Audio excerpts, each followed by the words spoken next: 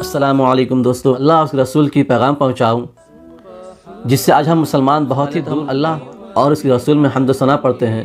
الحمدللہ رب العالمین والصلاة والسلام علی سید الانبیاء والمرسلین محمد صلی اللہ تعالی علیہ وسلم۔ اللہ سے دعا ہے کہ اللہ تعالی ہمارے گناہوں اور خطاؤں کو معاف فرمائے۔ تو میرے دوستو، ہم بات کرنا چاہتے ہیں اس چیز کے اوپر جس کے لیے اللہ کے نبی صلی اللہ تعالی علیہ وسلم کو دنیا میں بھیجے گئے اور اللہ کے نبی کی ہمیں امت بنائی گئی، اور اللہ سبحانہ و تعالی جو اپنے محبوب بندے پر اس چیز کو فرض قرار دیا اور حکم دیا کہ تا قیامت تک آپ کے امتی بھی اس چیز کو کرتے رہیں، اور جو نہ کرے گا وہ میرے عذاب کا مستحق بن جائے گا، اور جو آپ کی نافرمانی کرے گا یعنی وہ میرا نافرمانی کرے گا، جو آپ کو ناخوش کرے گا یعنی وہ اللہ کو ناخوش کرے گا، جو آپ کو تکلیف دے گا یعنی وہ اللہ کو تکلیف دے گا، جو آپ سے لڑے گا یعنی وہ مجھ سے لڑے گا۔ آپ سوچ سکتے ہیں ایسے کتنے سارے بات ہیں جو اللہ اپنے محبوب کے لیے فرماتے ہیں۔ اللہ تبارک و تعالیٰ کو ہرگز بھی ہماری کوئی عبادت کا ضرورت نہیں ہے۔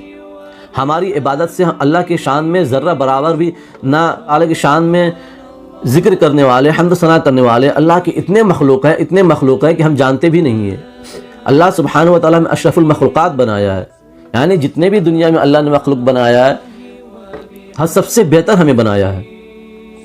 اللہ تعالیٰ ہمیں اپنی خود کا فیصلہ لینے والا بنایا ہے۔ یہ چیز کسی اور مخلوق کے اندر اللہ تعالیٰ نہیں ڈالے ہیں، لیکن جہاں یہ چیز ہمارے لیے پلس پوائنٹ ہے وہیں پر یہ ہمارے لیے مائنس پوائنٹ بھی ہے، کیونکہ جہنم میں جو جلے گا وہ کوئی اور مخلوق نہیں جلے گا، وہ صرف اور صرف انسان جلے گا۔ لیکن انسان ہی وہ مخلوق ہے جس کے لیے اللہ تعالیٰ جنت بھی بنا ہے، جہنم بھی بنا ہے، اور اسی کے لیے پوری کائنات بھی بنا ہے۔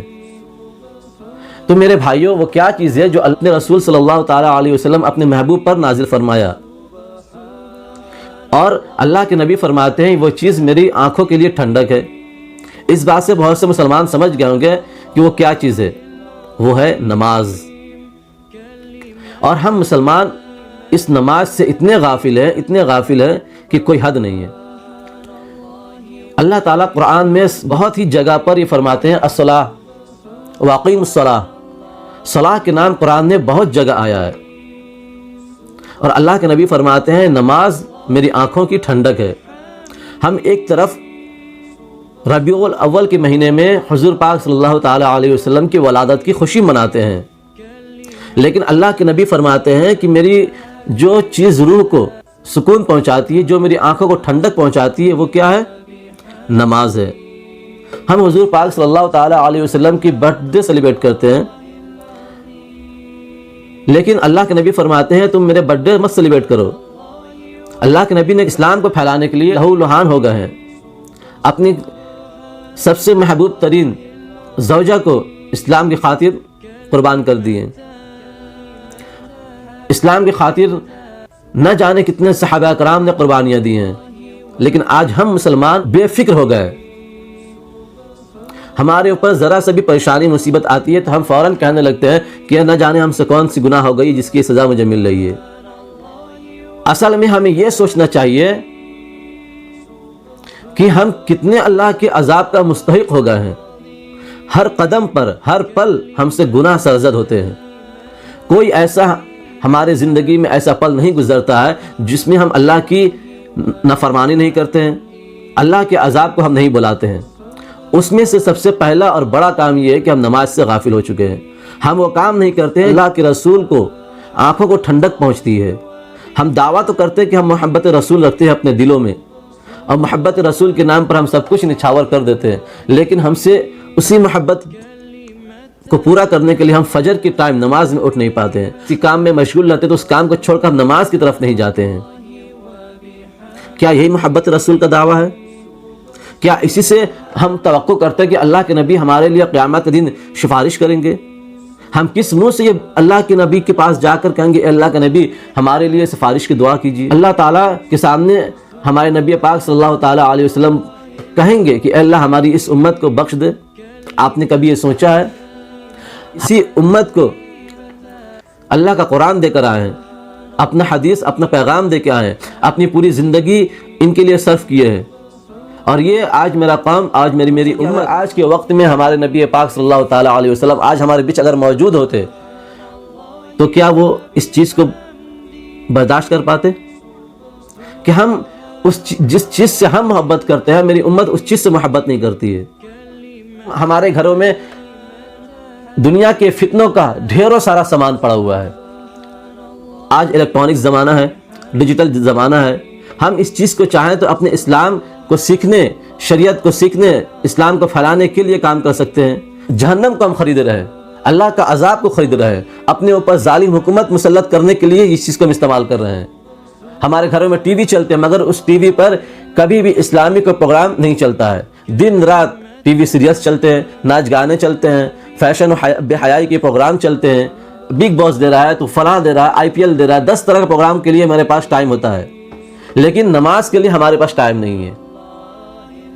ہم کتنے اللہ کے عذاب ہونے کے باوجود بھی، اللہ کے نبی ہر ایک برائی سے پاک ہونے کے باوجود بھی دن رات وہ کثرت سے استغفار کیا کرتے رہے۔ اما عائشہ پوچھتی ہیں کہ آپ اے اللہ کے نبی، آپ تو بخشے بخشا ہیں، آپ تو ہر برائی سے پاک ہیں، آپ تو ہر خطا سے پاک ہیں، اللہ نے ایک اشارے پہ چاند 2 ٹکڑا ہو جاتا ہے، پھر آپ اتنے کثرت سے استغفار کیوں کرتے ہیں؟ اللہ کے نبی نے کیا ہی پیارا جواب دیا، کیا تم چاہتے ہو اللہ ہم سے راضی نہ ہو جائے؟ اور آج ایک ہم ہیں اتنے بدبخت کہ ہم گناہ کر کے بھی اس گناہ کو گناہ نہیں سمجھتے ہیں۔ ہم وہ کام کرتے ہیں جس کام کے لیے اللہ کے نبی نے کہا ہی نہیں۔ اللہ کے نبی جس بات کے لیے حکم نہیں دیا ہم وہ کام کرتے ہیں اسلام اور دین سمجھ کے، لیکن جس کام کو اللہ کے نبی نے حکم دیا ہے کہ یہ اسلام ہے، یہی شریعت ہے، اسی پہ اللہ اور اس کے رسول کی رضا ہے، ہم اس کام کو نہیں کرتے ہیں۔ یہ تو ہوا پہلی بات۔ اچھا، کچھ لوگ ایسے ہیں جن کو اللہ کا دعوت دیا تھا، اللہ کے دین کی دعوت دیا تھا، ان کے پاس جو جماعت کے لوگ پہنچتے ہیں ان کو برا بلا کہتے ہیں، بھائیو وہ تمہارا وقت ضائع کرنے نہیں آیا، وہ تمہیں وہ بات یاد دلانے آیا ہے جو تم اللہ سے وعدہ کر کے آئے ہو۔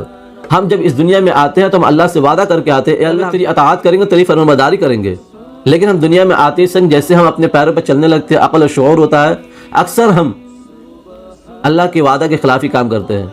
ہم وہ کام کرتے ہیں جس سے ہمارے نفس خوشی ہوتا ہے، ہم وہ کام نہیں کرتے جس سے ہمارے ایمان کو خوشی ہو، ہمارے قلب کو سکون ملے۔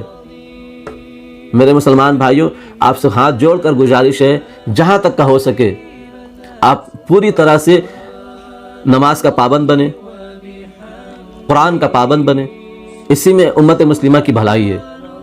ورنہ آج ہمارے اوپر ظالم حکومت مسلط کر دیے گئے ہیں، ان قریب ہے یہ اللہ کا عذاب ہے کہ ہمارے اوپر ظالم حکومت مسلط کر دی ہے اللہ نے، لیکن اب بھی اگر ہم اپنے ایمان کو، اپنے گھر کے ماحول کو اگر ہم نہیں سدھاریں گے تو ہمارے لیے اس سے بھی بڑی عذاب ہمارے لیے تیار ہے۔